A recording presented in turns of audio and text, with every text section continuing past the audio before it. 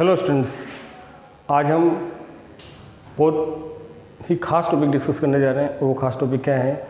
वो है सारणी के अनुप्रयोग करने जा रहे हैं। तो सारणी की जो संक्रियाएं हैं, सारणी के जो आर्टिकल्स हैं, उनको डिस्कस करेंगे कि सारणी के कौन कौन से आर्टिकल्स हैं, कौन कौन से अनुप्रयोग हैं जो काम के हैं, और ये अनुप्रयोग बहुत ही काम के हैं। इसलिए आज की जो वीडियो है बहुत ही खास होने जा रही है, इसलिए वीडियो को बिल्कुल अंत तक देखें। और सबसे पहले आपका अवेल ऑनलाइन में स्वागत है।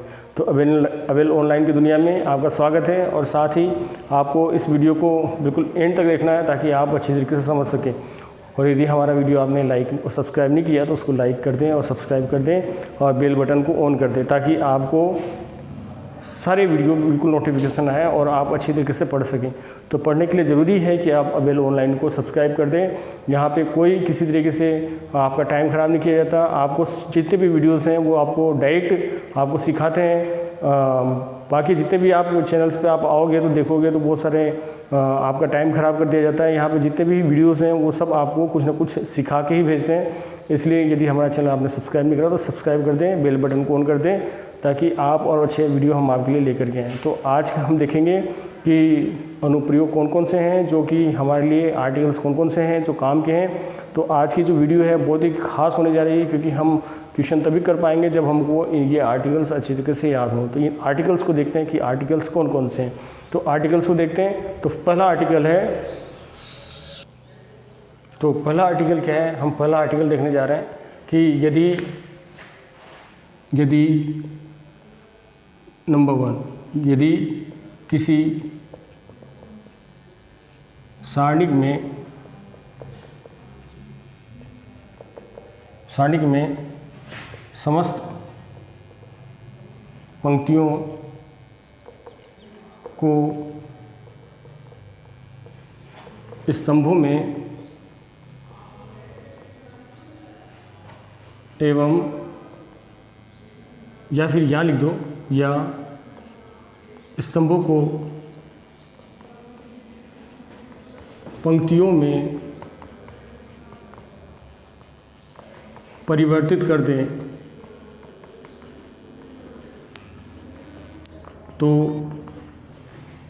तो सारणी के मान में कोई अंतर नहीं आता।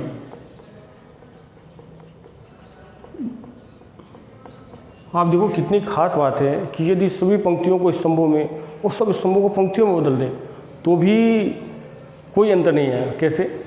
जैसे मान लो कि अपने पास A11, A12, A13, A21, A22, A23, A31, A32, A33 ये है। अब मैंने क्या किया कि जो पंक्तियाँ नहीं, तो पंक्ति है पहली, ये दूसरी, ये तीसरी, इसको लिखेंगे R1, इसको R2 और इसको R3। मैं क्या कर रहा हूँ, इसको चेंज करने जा रहा हूँ। किस में?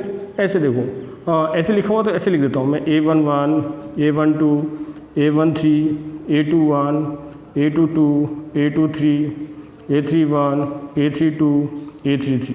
तो जब आप इन सब को ऐसे बदल दोगे तो ये तो कॉलम हो गया। देखो C1, C2, C3। तो इन पंक्तियों को हमने स्तंभों में बदल डाला, पंक्तियों को स्तंभों में बदल दिया। फिर भी इसकी जो वैल्यू आएगी, मान लो कि इसकी वैल्यू डेल्टा है, आंसर इसका डेल्टा है, तो इसका आंसर भी डेल्टा ही रहेगा, कोई बदलाव नहीं आएगा। तो बहुत खास की बात थी ना। तो देखते हैं अगला आर्टिकल। तो अगला आर्टिकल है आपके पास, अगला आर्टिकल देखते हैं। तो अगला आर्टिकल क्या है? अगला आर्टिकल है कि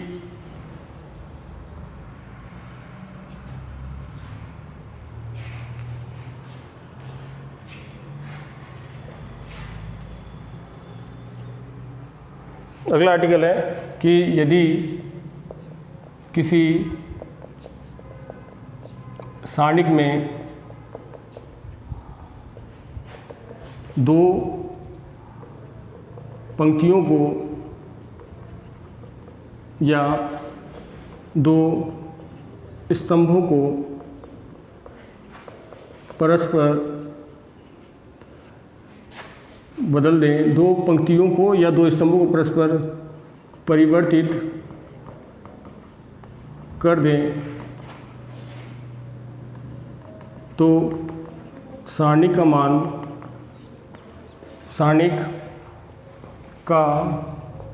मान वही रहता है, परंतु चिन्ह बदल जाता है।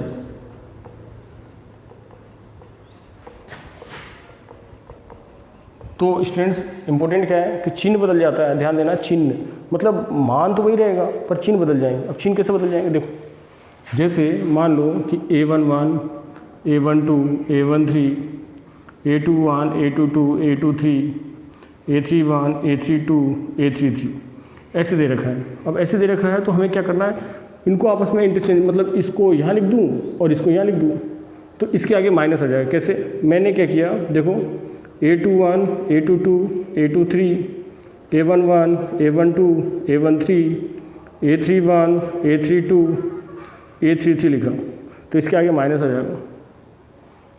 जैसे 2, 3, 4, 1, 1, 1, 0, 1, 1 तो ये मैंने लिखा। अब मैंने क्या करा, इसको उठा के यहाँ रख दिया, देखो ध्यान से, इसको लिख दिया 3, 1, 1, 2, 1, 0, 4, 1, 1 तो जैसे ही मैंने इसको उठा के यहाँ रखा और इसको उठा के रखा तो इसके आगे माइनस लग जाएगा, यानी इसकी वैल्यू में प्लस माइनस का अंतर आएगा, उसके अलावा कुछ भी नहीं आएगा बच्चों। तो इस बात का ध्यान रखें आप कि ये था आपका आर्टिकल नंबर 2। तो आर्टिकल नंबर 2 बहुत ही खास है। तो देखते हैं अगला आर्टिकल। तो अगला आर्टिकल है आर्टिकल नंबर 3। तो देखते हैं अगला आर्टिकल है तीसरा, कि यदि किसी सारणिक में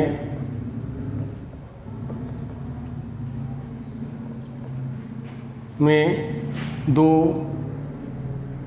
पंक्तियाँ या दो स्तंभ बिल्कुल समान हो तो सारणी का मान शून्य हो जाता है। देख सकते हो आप, यदि इस विकर्ण में किसी सारणिक में दो पंक्तियाँ और दो स्तंभ बिल्कुल समान हो तो देखो कितनी आसानी से तुरंत आंसर मिलेगा आपको। Direct answer 0। कितना आसान हो गया ना। क्वेश्चन करने की समस्या, ना कोई समस्या, ना क्वेश्चन लगेगा हार्ड। बस आपको देखना है कि है समान तो आंसर कर दो 0। तो क्या करेंगे, आंसर 0 कर डालेंगे। कैसे, जैसे मान लो कि आपके पास है A11, A12, A13, A21, A22, A23, A31, A32, A33। तो आपको करना क्या है कि यदि आप देखो कि भाई ऐसा है, यानी आपको दिखेंगे समान का मतलब क्या हुआ, ये ऐसे दिखेंगे, ऐसे। यानी सपोज करो कि ये A11, A12, A13 है तो ये भी 11, 12, 13 हो जाएगा, यानी सेम होंगी, है ना। तो इसकी वैल्यू डायरेक्ट आंसर कर देंगे 0। है कितना सिंपल हो गया ना। जैसे मान लो कि XYZ है, ये डिटरमिनेंट है, और यहाँ पे XYZ और ये 1, 2, 3 कुछ भी हो, है तो आप डायरेक्ट आंसर लिख दो 0, है ना, आसान। अच्छा चलो मान लो कि ऐसा कर दें, तो ये लिख दिया 22, 23, 24, 22, 23, 24, 5, 9, 8। तो देखो ऐसे सोल्व करोगे तो कितना सारा टाइम खराब होगा, पर दोनों को देखा एक जैसा दिखे तो डायरेक्ट आंसर 0 कर दिया। तो कितना है ना सिंपल आर्टिकल। तो अगला आर्टिकल देखते हैं जो और आसान हो सकता है। तो हम देखते हैं अगला है चौथा। तो अगला क्या है, अगला बहुत इम्पोर्टेंट है, अगला खास है। खास क्यों है कि यदि किसी सारणिक में किसी पंक्ति के समस्त अवयवों को के कोई राशि है ना, कोई कांस्टेंट है, के से गुणा कर दिया जाए। यदि किसी सारणिक में किसी पंक्ति के समस्त अवयवों को के से गुणा कर दिया, जरूरी नहीं कि पंक्ति, स्तंभ भी हो सकते हैं, ध्यान रखना, पंक्ति भी हो सकते हैं तो स्तंभ भी हो सकते हैं, से गुणा कर दिया जाए तो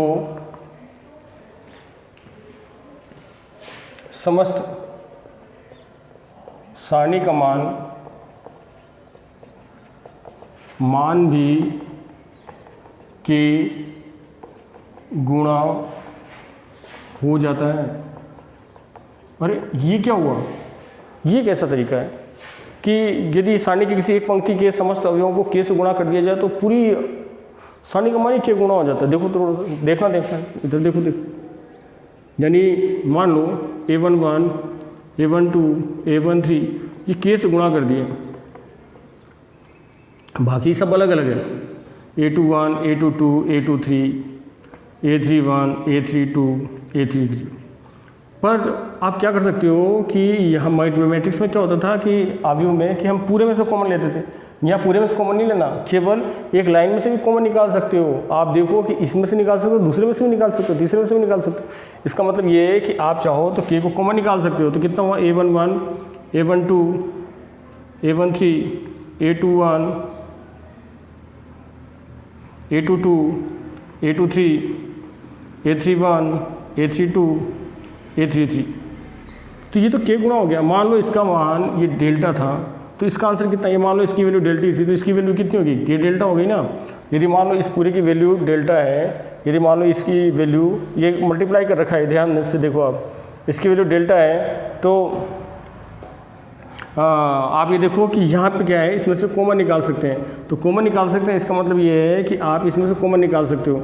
मान लो कि यहाँ पे भी के होता, यहाँ भी के होता, यहाँ भी के होता, तो आप क्या निकाल सकते, के स्क्वायर निकाल सकते थे। मान लो यहाँ पे वाई होता है, यहाँ वाई होता है, यहाँ वाई होता, तो आप के स्क्वायर वाई निकाल सकते थे। मान लो कि यहाँ पे के ना होकर के एक्स होता, एक्स, तो आप क्या निकाल सकते हैं, के एक्स वाई निकाल सकते थे।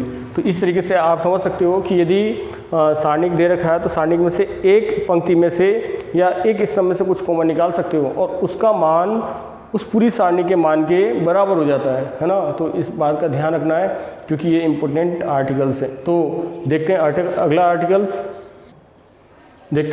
आर्टिकल है, यदि किसी सारणी की समस्त पंक्तियाँ या समस्त स्तंभ किसी अचर राशि से गुणा करके योग या घटाव के रूप में लिखे गए हों तो उनको ये अलग अलग सारणियों के रूप में लिख करके हल कर सकते हैं। कैसे, यदि मान लो कि आपके पास लिखा हुआ A1 और ये लिखा हुआ D1, ये A2 और ये लिखा हुआ है D2, ये लिखा हुआ है A3 और ये लिखा हुआ है D3, और मान लो बाकी है B1, C1, B2, C2, B3, B1, C1, B2, B1, C1, B2, C2 ऐसे लिख लो मान लो, और B3 और ये मान लो कि C3 ऐसे लिखे हुए। तो आप इनको चाहो तो अलग अलग दो सारणियों में तोड़ सकते हो। कैसे, आप लिखो A1, B1, C1, A2, B2, C2, A3, B3, C3 plus, और लिख सकते हो D1, D2, D3, B1, B2, B3, C1, C2, C3।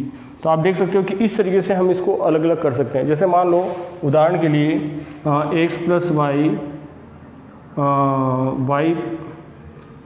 मान लो कि ये लिखा हुआ है x1, y1,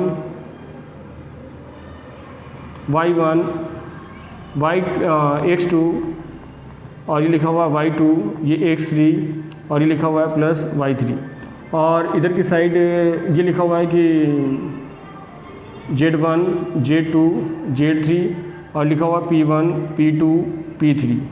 तो आप चाहो तो इसको अलग अलग दो सारणियों में तोड़ सकते हो। कैसे, x1, x2, x3, Z1, Z2, Z3, P1, P2, P3 plus y1, y2, y3, Z1, Z2, Z3, P1, P2, P3।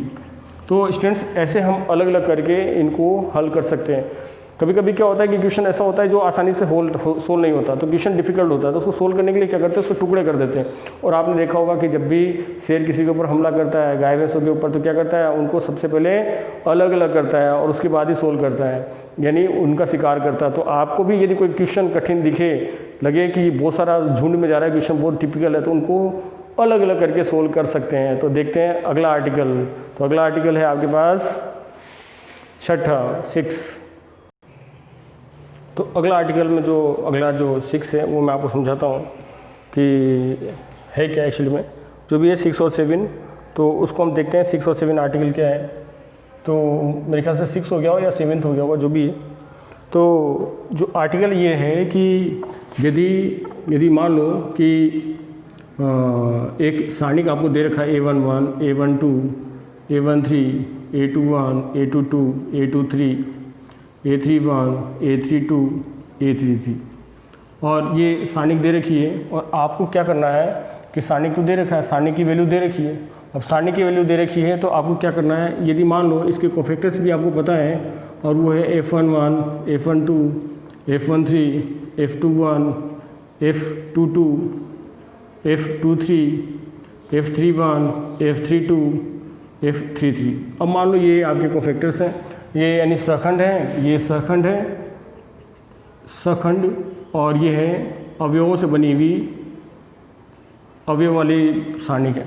अब दो चीज़ें दे रखी, तो मैं आपको ये बताना चाह रहा हूँ कि आप इस बात का ध्यान रखें कि यदि किसी के अवयव भी दे रखे हो, सहखंड भी दे रखे हैं, और यदि A11 को F11 से मल्टीप्लाई कर दें, A12 को F12 से मल्टीप्लाई कर दें, A13 को F13 से मल्टीप्लाई कर दें, तो जो इसकी वैल्यू होगी ना वो डेल्टा के इक्वल होगी, यानी उसकी जो वैल्यू होगी वो सारणी के बराबर की होगी। और यदि इसको ले लें और इसको साथ में ना लेकर के इसको और इसको साथ में ले लिया जाए तो क्या होगा, तो मैंने ले लिया A11, F21, A12, F22, और फिर ले लिया A13, F23, तो इसकी वैल्यू डायरेक्ट आप 0 लिख सकते हो।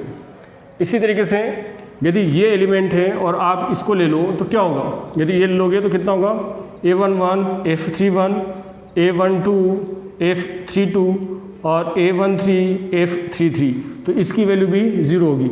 इसका मतलब ये हुआ कि जब आप इसको इसके साथ मल्टीप्लाई करोगे तो उसकी वैल्यू डेल्टा के बराबर होगी, पर इसको दूसरों के साथ मल्टीप्लाई करोगे, दूसरे सहखंडजों के साथ गुणा करोगे तो उसकी वैल्यू 0 हो जाएगी। तो अब आपको लगता होगा कि सर इसके साथ ऐसा हो सकता है, तो क्या इसके साथ भी ऐसा हो सकता है? बिल्कुल हो सकता है। कैसे? यदि इसको इसके साथ मल्टीप्लाई करोगे तो आंसर आएगा 0, और इसको इसके साथ मल्टीप्लाई करोगे तो मान आंसर आएगा डेल्टा, और जब इसको इसके साथ मल्टीप्लाई करोगे तो फिर आंसर हो जाएगा 0। फिर आपके मन में आता होगा कि क्या तीसरे के साथ भी ऐसा होगा? बिल्कुल होगा। कैसे होगा कि जब इसको आप इसके साथ मल्टीप्लाई करोगे तो 0, इसको इसके साथ मल्टीप्लाई करोगे तो 0, और इसको इसके साथ मल्टीप्लाई करोगे तो वही मान मिलेगा जो कि एक सारणी का मान मिलता है। तो इस तरीके से हमने ये टॉपिक देखा। तो अगला टॉपिक क्या है वो देखते हैं। तो अगला आर्टिकल देखते हैं, वो है 7वां या जो भी है 8वां। तो आप देख लेना 7वां 8वां जो भी आर्टिकल है कि यदि किसी पंक्ति, यदि किसी सारणिक में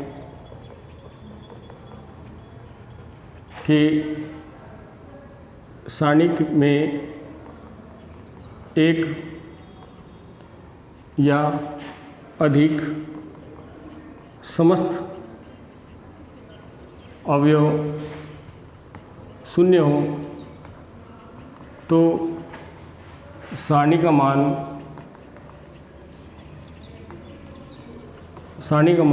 क्या हो जाता है बच्चों? शून्य हो जाता है।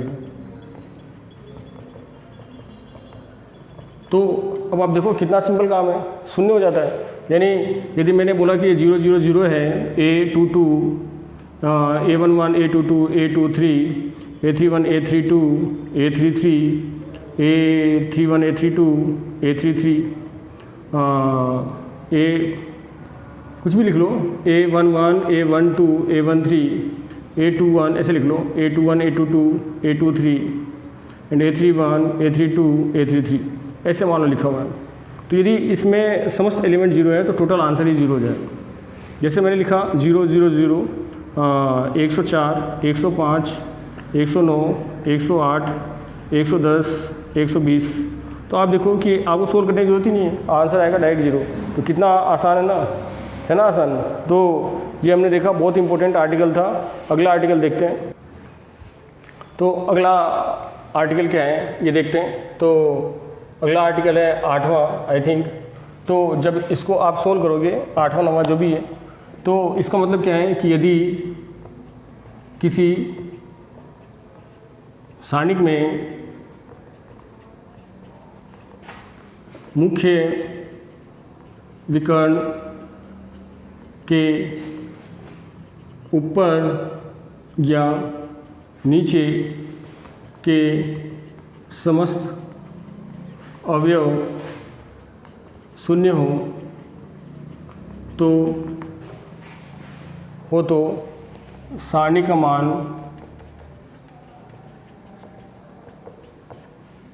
मुख्य विकर्णों के अवयवों के गुणनफल के बराबर होता है। यदि आप अभी तक हमारा चैनल देख रहे हैं तो अब तो सब्सक्राइब कर दो, यहाँ तक तो सब्सक्राइब करने को बनता है। और तो क्या करना है इसमें, देखो कि जैसे मान लो A11, A12, A13, A21, A22, A23, A31, A32, A33। तो जब ये लिखते हैं तो ये वाली जो लाइन होती है ना, इसको बोलते हैं मुख्य विकर्ण। आप सभी जानते हो ना, क्या बोलते हैं इसको, मुख्य विकर्ण। अब यदि इसको मुख्य विकर्ण बोलते हैं तो आप एक चीज़ और भी समझ सकते हो कि मुख्य विकर्ण के नीचे के अवयव 0 होने चाहिए। तो मान लो ये 0 है, तो नीचे के अवयव 0 हैं, तो नीचे के अवयव 0 है तो इसका मतलब क्या हुआ, यदि 0 है तो आप डायरेक्ट आंसर लिख दो A11, A22, A33। कितना आसान हो गया ना इजी। तो इजी, बहुत ही इजी हो गया, और इजी गोइंग अपन सोल्व कर सकते हैं इसको। तो जैसे मान लो ये L, M, N, P, Q, यहाँ R 0, यहाँ पे 0, ये 0 ऐसे दे रखा है, डिटर्मिनेंट दे रखी है। तो आपको क्या करना है, जस्ट इसको मल्टीप्लाई करना है, यानी आप कर दो L into P into R। तो ये आपका क्या आ गया, डिटर्मिनेंट यानी सारणी का मान आ गया।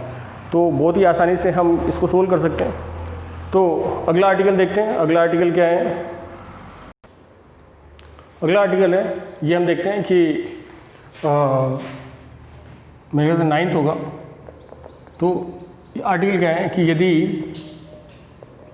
कोई सारणिक x के बहुपद के रूप में दिया गया हो तथा x बराबर a रखने पर सारणी का मान